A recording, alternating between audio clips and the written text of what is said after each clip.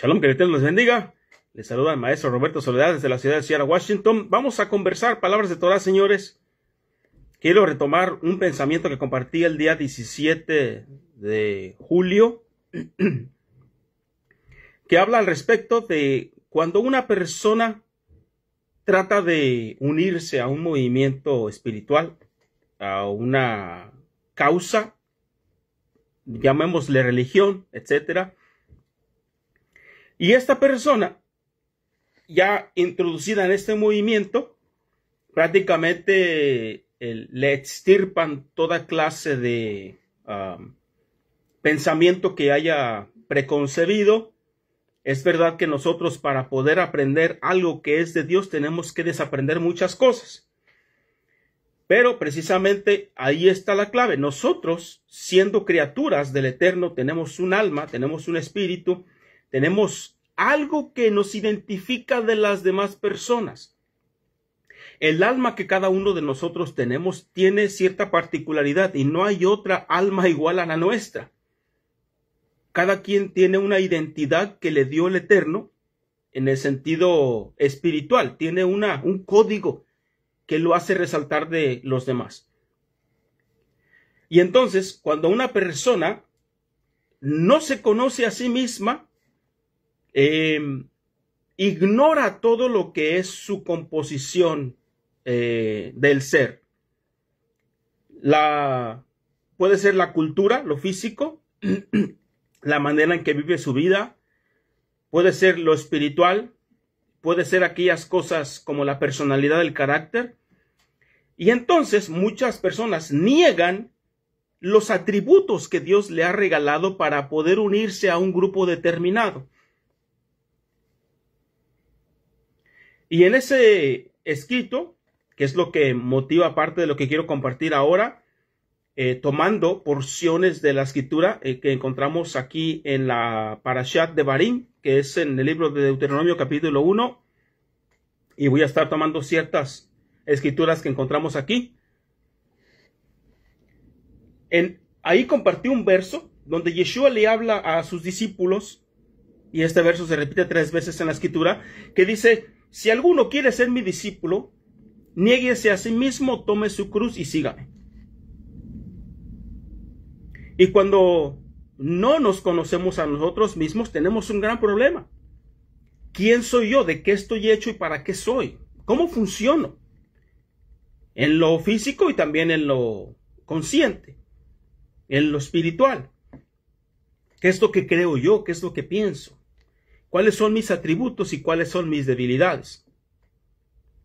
Porque en ese verso que encontramos en el libro de Mateo capítulo 16, verso 24, cuando Yeshua conversa con los discípulos, les dice: si alguno quiere seguirme, niéguese a sí mismo. Ahí vamos a tener que desmenuzar esa parte. ¿Qué soy yo para que niegue al yo mismo? Tengo que conocerme para poder negarme a mí mismo. Entonces, y después dice: tome su cruz y sígame. No está diciendo que tome la cruz del Mesías, sino que tomes tu propia cruz y le sigas.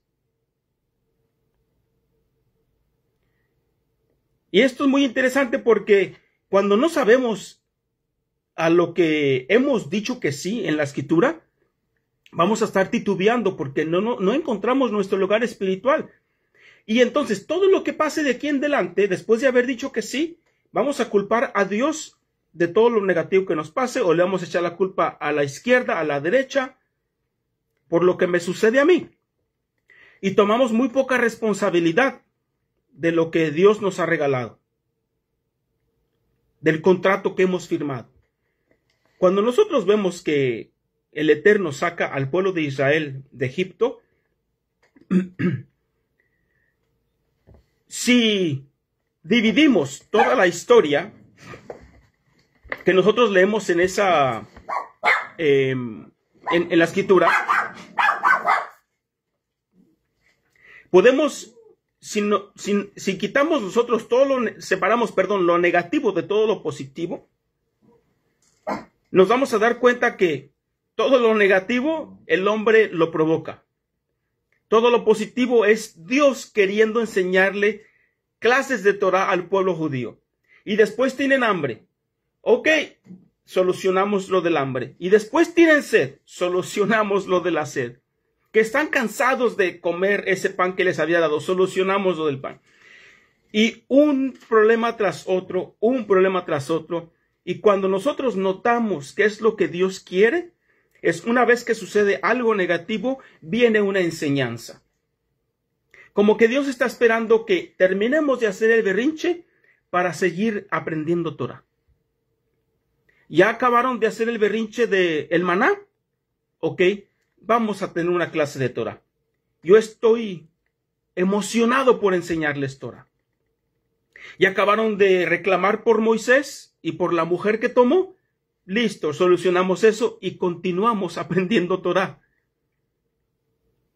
Que nos sacaste de Egipto donde había peces de balde, etcétera, etcétera, etcétera.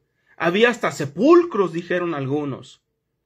Se soluciona eso de alguna otra manera y el Eterno, muy interesado, listo, ya acabó el berrinche, vamos a seguir aprendiendo Torah. Y algunas personas que resaltan en la historia, que son de mucha madurez, son las que continúan empujando al pueblo, son las que tienen ya la visión puesta y no se están preguntando si Dios es o Dios no es. Porque ellos han tomado una identidad que los define.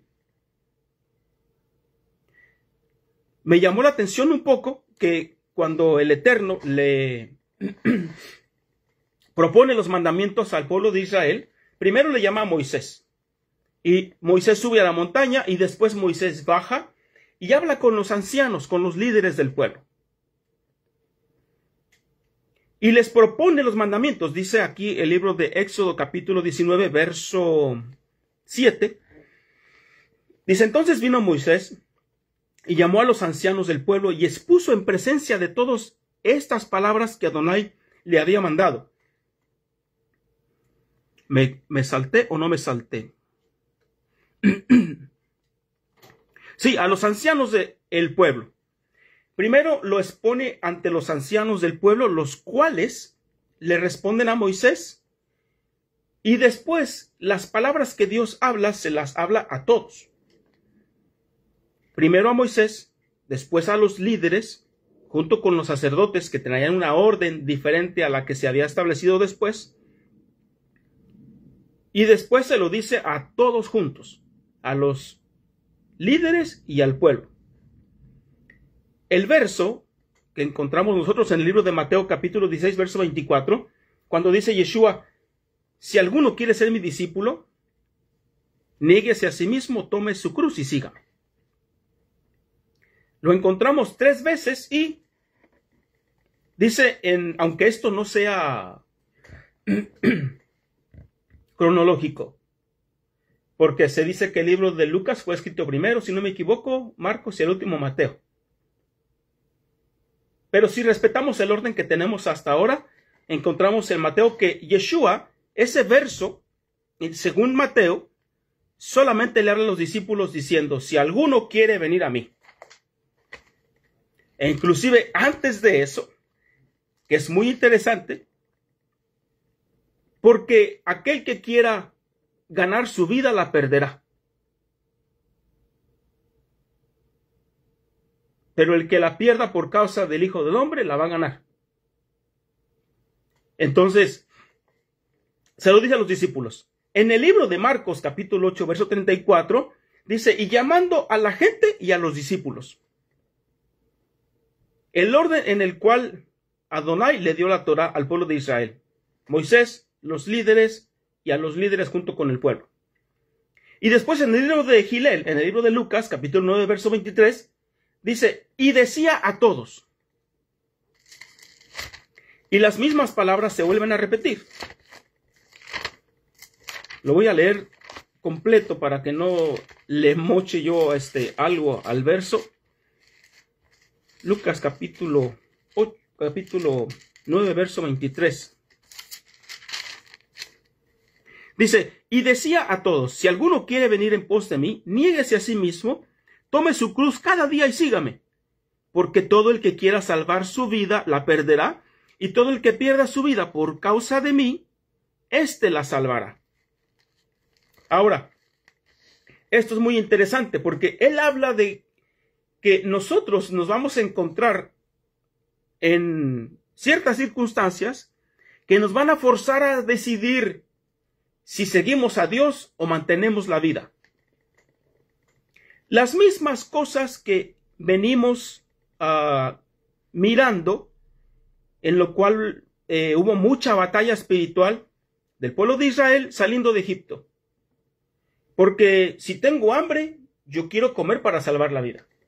Si tengo sed, quiero beber para salvar la vida. Si veo a los enemigos del pueblo viniendo en contra de mí, yo quiero huir para salvar la vida. Si le creo a los espías que trajeron un falso reporte de la tierra y dicen, no, nuestros hijos van a ser presa de ellos. Entonces, estoy teniendo ese temor, no estoy confiando y no quiero subir a la tierra porque nosotros nos vemos como bichos comparados con ellos, ¿verdad? Pero ahí nosotros podemos mirar que hay temor o hay cobardía. Las dos cosas se pueden hacer fusión. Temor y cobardía.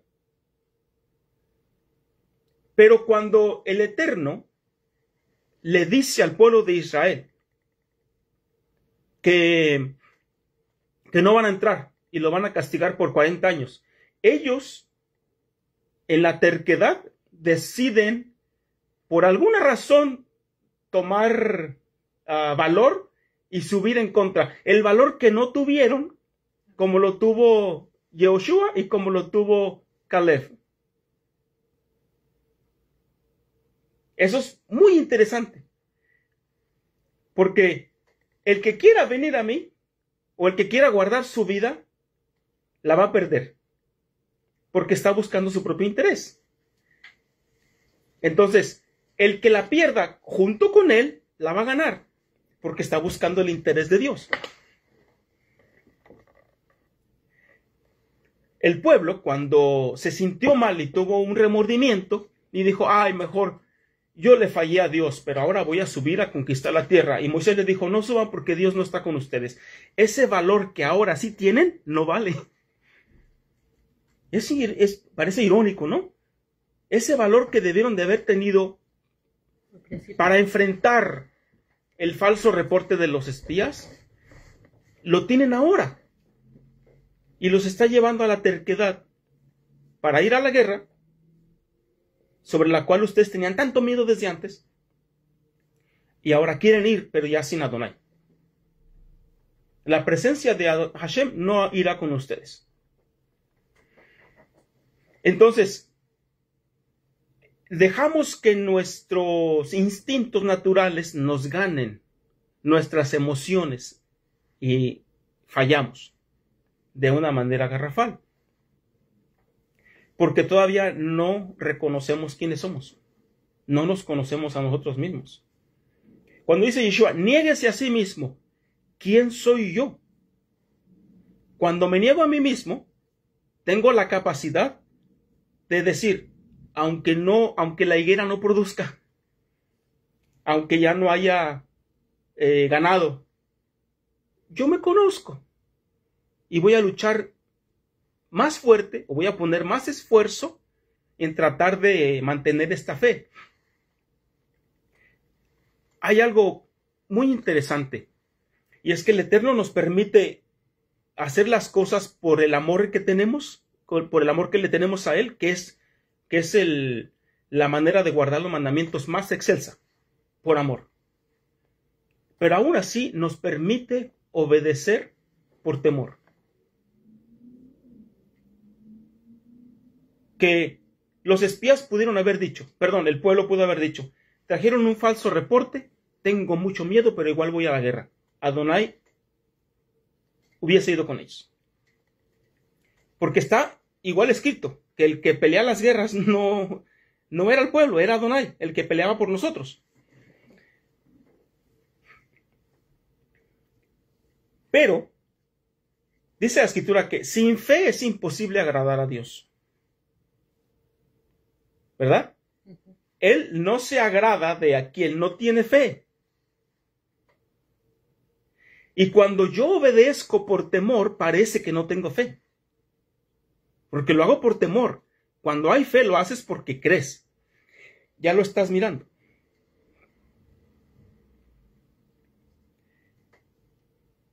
Ya estás ignorando los factores humanos. Lo que nos pone tropiezo. Cuando lo haces por fe. Crees y lo haces. Tienes una visión y sabes, estás consciente de lo que puede pasar adelante.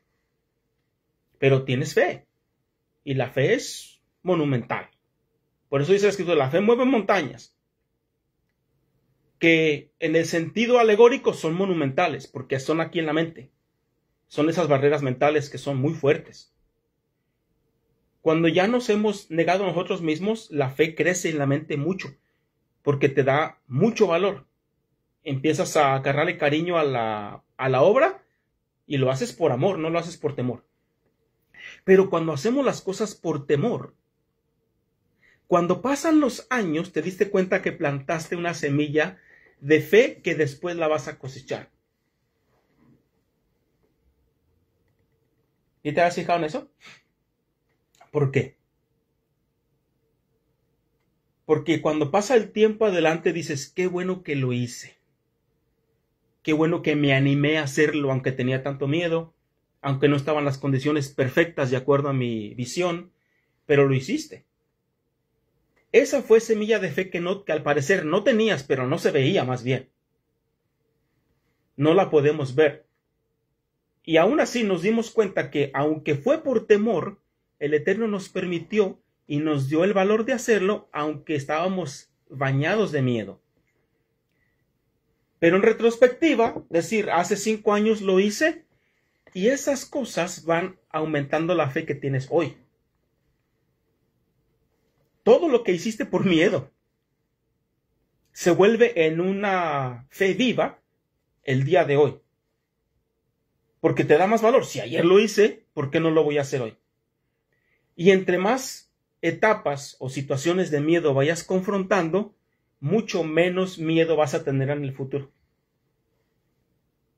Porque la fe es lo que hace. Derriba las montañas mentales que tenemos, las barreras, y vamos viendo los objetivos un poco más posibles o probables. Cuando ya dejamos de dudar tanto si hacemos algo o no lo hacemos. Mira, dice en el libro de, ¿dónde puse la nota? En el capítulo 1, verso 35, cuando Moisés les habla a los hijos de Israel, dice de la siguiente manera, ya me lo pasé. ¿Dónde? En el Deuteronomio capítulo, en la parashá de Barim, en el verso 35 dice, si tan solo viere un hombre del pueblo de esta generación mala, la tierra buena que juré dar a sus padres. Con uno solo que la viera. Pero resulta que ya la habían visto 10, ¿no? Perdón, 12. Y él dice, con uno solo que la vea. Pero ¿de qué manera? La tiene que ver, correcto.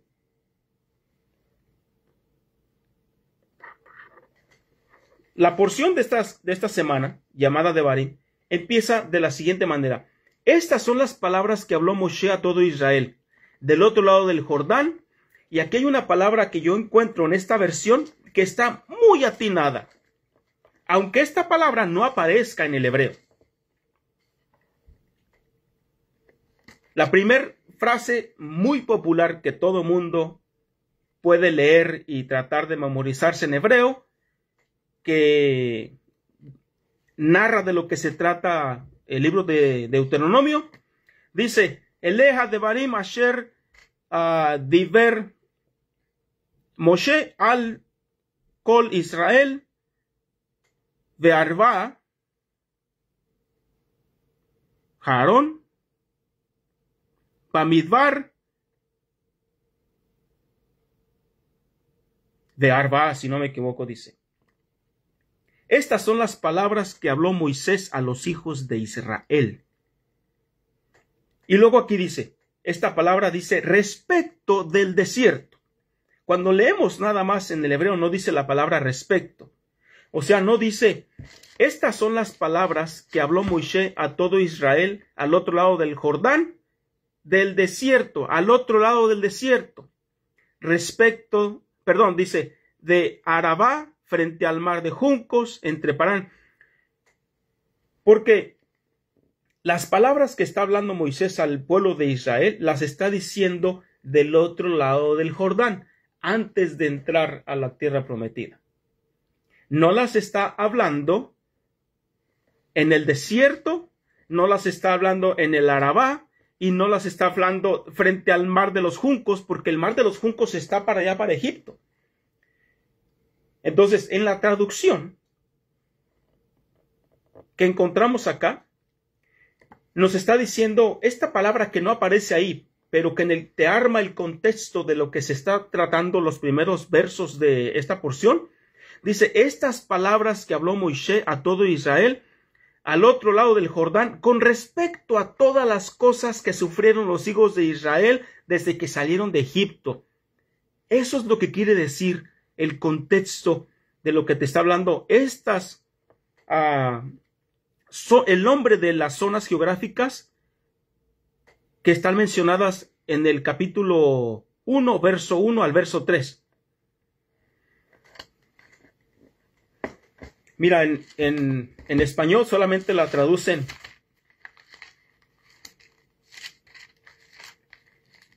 de esta manera, mira. Estas son las palabras que habló Moisés a todo Israel a este lado del Jordán en el desierto.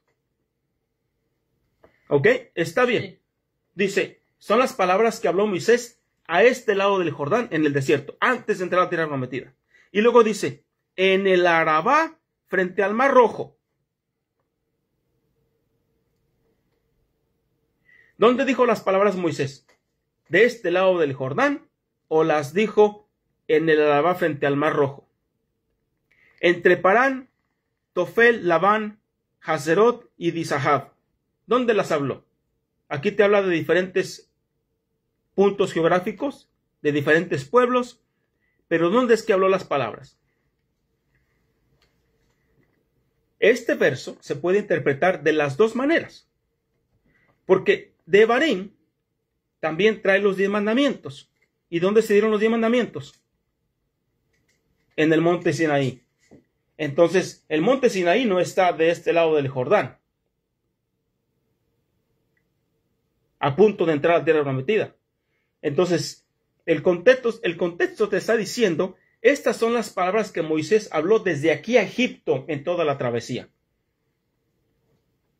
Pero también se puede leer e interpretar que estas son las palabras que Moisés habló respecto a todas las cosas que sucedieron en el desierto, respecto de Al-Arabá, donde las madianitas engañaron a los israelitas para que se acostasen con ellas y después adorasen a ídolos.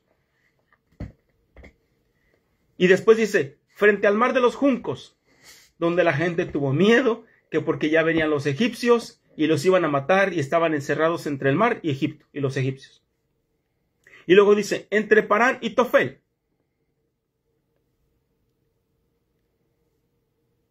Y cuando dice aquí Tofel y Labán, no se está seguro exactamente porque no son lugares geográficos, sino que se habla de el reclamo que hubo, el conflicto que hubo por el maná, porque el maná era de color blanco y aquí te dice Labán, que es color blanco. Entonces Moisés está dando el nombre de las localidades donde el pueblo de Israel pecó, pero no dice los pecados que cometieron, nomás dice dónde los cometió. Entonces, Moisés recuerda toda la travesía a la segunda generación y dice, en esto fallamos aquí, fallamos acá, fallamos acá. Todos sus padres hicieron esto, esto y esto, esto. Cuando Hashem los quería tomar de la mano, los trajo en alas de águila, les dio de comer, les dio de beber, Si hubiese el pueblo pedido con un poquito más de educación, Hashem les hubiese respondido lo que querían.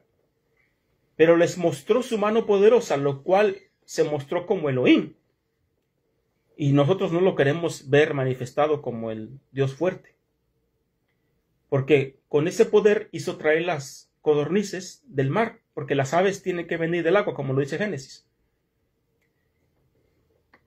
Y las hizo amontonar sobre toda la tierra. Y murieron muchos por la plaga. He ahí que mucha gente dice que Dios no cumple los caprichos. Sí los cumple, los cumple. No, no te va tan bien. ¿Ah? Pero no te va a ir A bien. veces no te va bien. Sí, que quiere $1,000,000. ¿Con qué condiciones quieres el $1,000,000? Entonces encontramos este problema donde nosotros, cuando dice aquí la escritura, en el libro de Lucas, en el capítulo 14, verso 25, cuando Yeshua habla acerca de seguirle o no seguirle.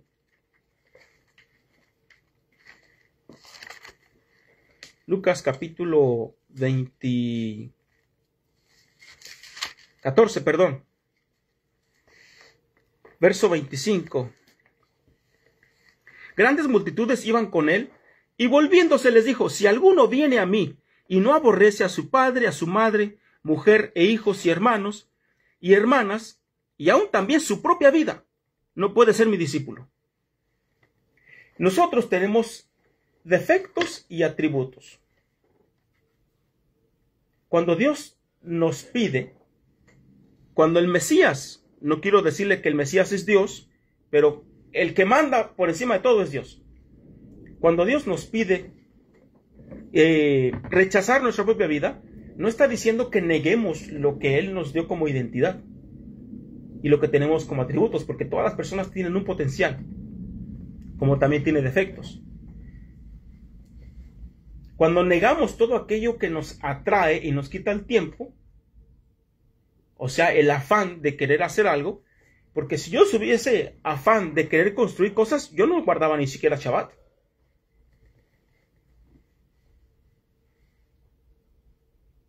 A alguien a Shabbat le cuesta $100 por guardar Shabbat. A alguien le cuesta $1,000, a alguien le cuesta $200.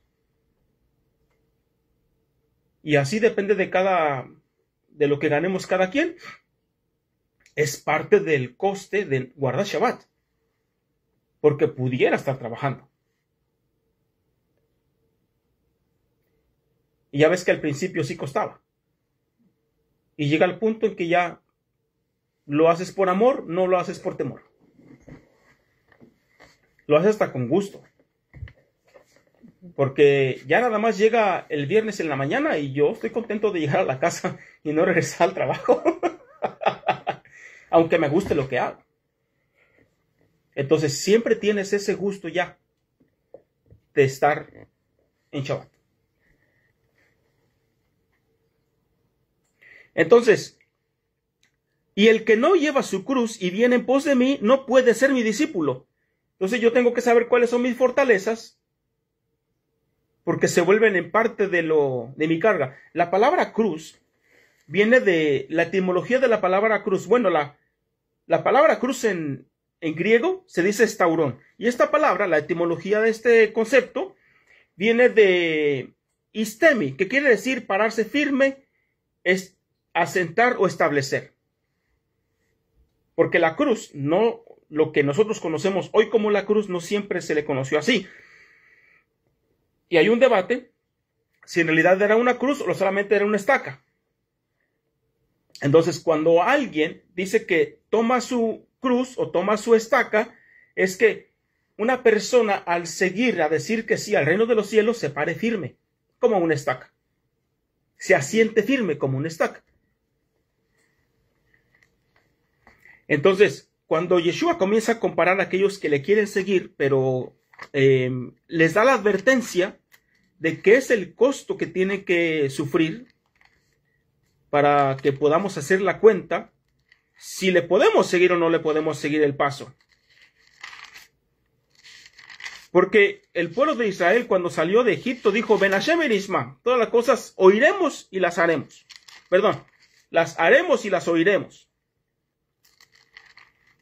Y es muy fácil que nosotros podamos perder el rumbo porque no nos damos cuenta sino hasta después de qué tan grande carga era esto o qué tan ligera la carga era esto. Por eso Yeshua dice, cada quien tome su cruz porque es aquello particular que Dios te dio a ti para que lleves en la vida. Te dio a ti que tengas un hijo con cierta discapacidad, esa es tu cruz. Que tengas ciertos problemas que otros no tienen, esa es tu cruz. Tienes que tomar partes de la vida que no puedes rechazar y traerlos al reino, caminar junto con ellos en el reino de los cielos. Te está costando más que a los demás. Eso es parte de tu cruz.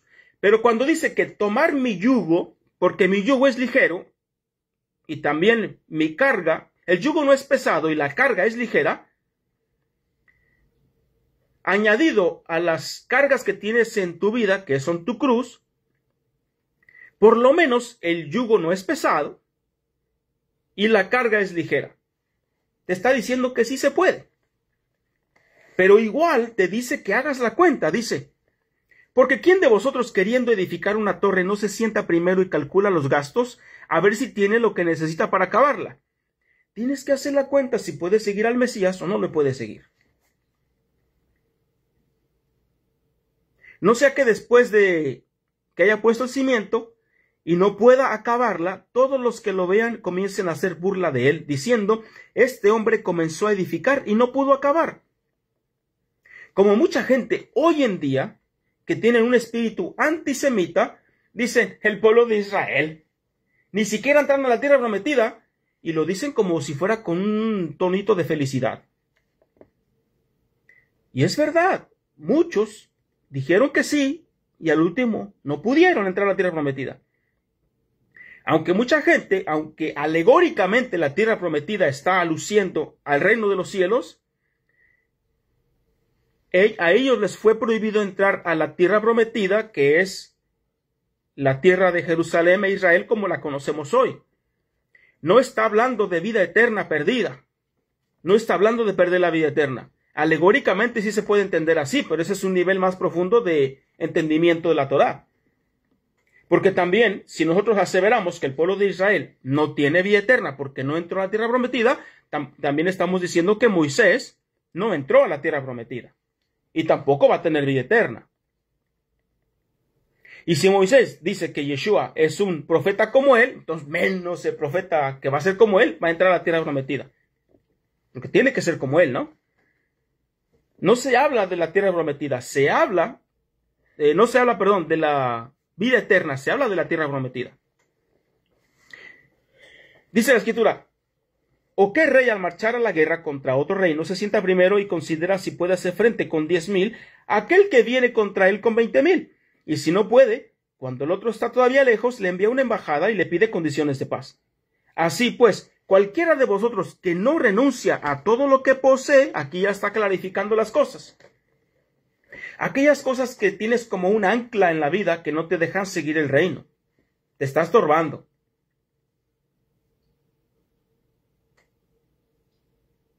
Todo aquello que consideras que tiene más valor en esta vida que el reino de los cielos, que guardar mandamientos. Dice, el que no renuncia a todo lo que posee, no puede ser mi discípulo. Y se lo dice desde antes, no se lo dice con ese discurso barato en el cristianismo, donde dice, tú solamente di que sí aceptas a Jesús y te arrepientes y ya todo va a ser color de rosa. Hasta que llega el pastor y te dice, no, si no diezmas te vas a ir al infierno. Ah, caramba, me habían dicho que nada más con esa confesión de fe, que ya era todo. Ahora me dice que si no diezmo no me voy al infierno. Y después le van a decir, y si no se congrega también. Ok, listo.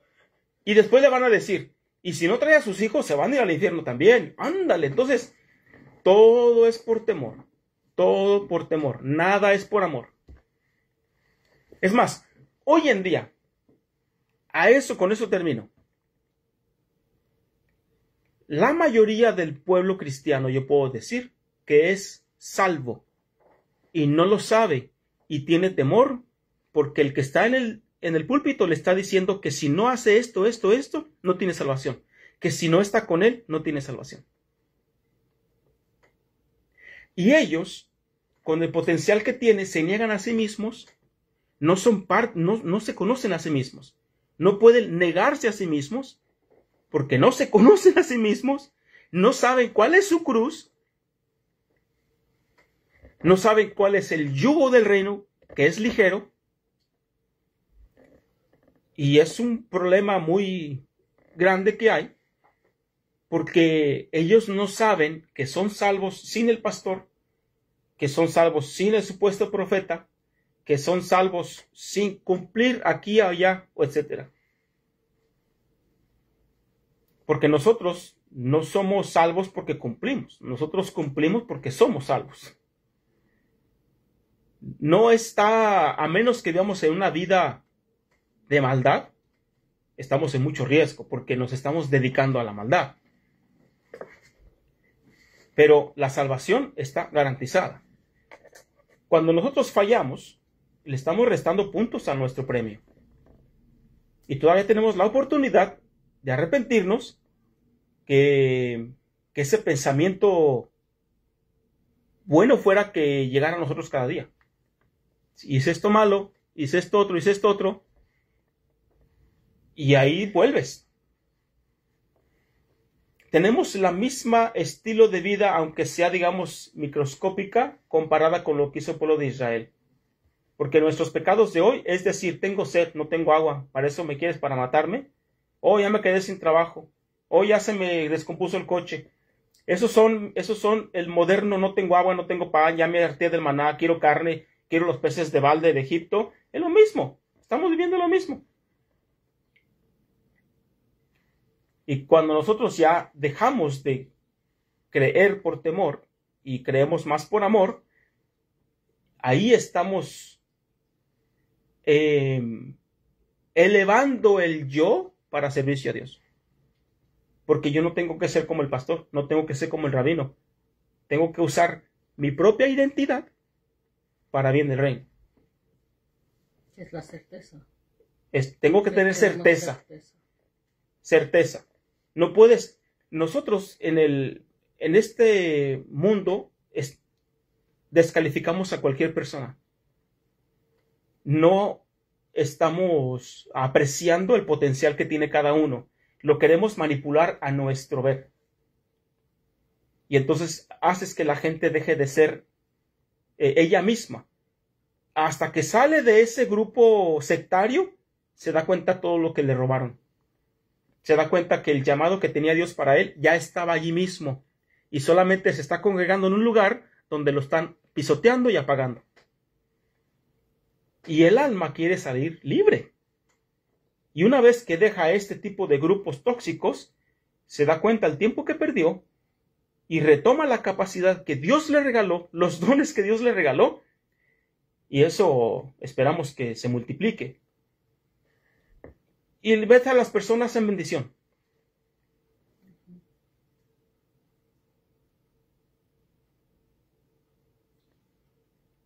Entonces, no es que se niegue a sí mismo, que rechace todo su pasado, sino más bien que reconozca cuáles son sus debilidades, y eso es negarse a sí mismo. Reconozco que soy esto, reconozco que también soy esto.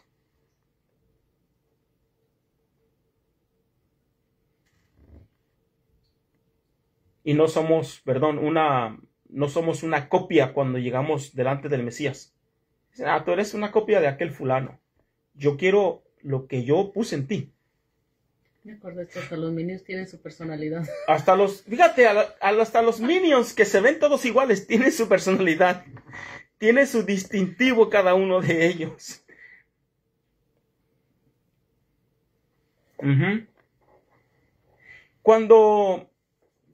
Mira, el apóstol Kefa, ¿qué capacidad tenía él? Kefa. ¿Dónde lo tomó Yeshua cuando lo llamó? A Simón Kefa. A él y a su hermano Jacobo. Pescando. Cuando murió el Mesías y les apareció a ellos, ¿qué estaban haciendo? Pescando. ¿Y qué le dijo Yeshua? Hijitos, vengan. ¿Y qué había ya preparado? Ya había un pez. Tú estás pescando, no has tomado nada. Y dijo, echa la red a la derecha. Y sacaron un montón, pero ya tenía un pez para ellos. Él no hizo que Kefa se despojara de su identidad, sino que la elevó, porque le dijo, tú eres un buen pescador y te voy a hacer pescador de hombres. Voy a usar lo que hay en ti y lo voy a elevar. Y todo lo que él usó, todo lo que había en su ser, negó el efecto material y lo dejó atrás, pero esa cualidad espiritual que tenía de pescador, la aplicó en el ámbito espiritual con los hombres. Él siguió haciendo lo que amaba hacer.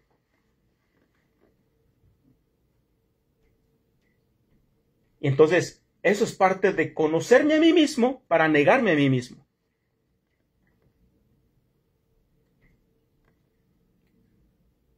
Y esto sucede, esto lo podemos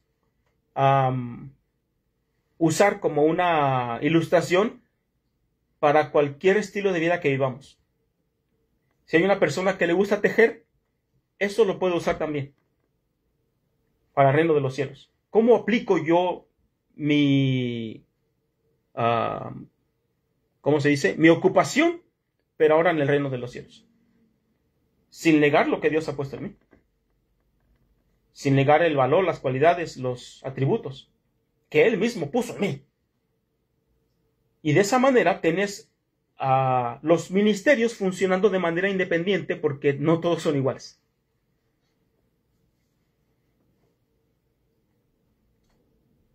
Lo cual sí hace falta, porque hoy en día pues tienes tú lo que dice el Papa, lo que dicen los obispos, los cardenales, lo que dicen los obispos, lo que dicen todo.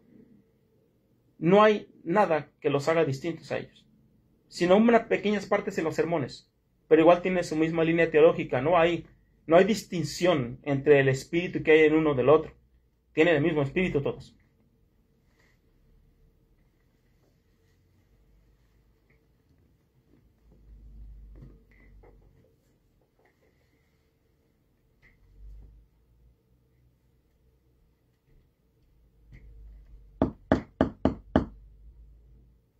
Entonces, ¿quién soy yo para poder negar lo que soy yo? Primero. Shabbat Shalom.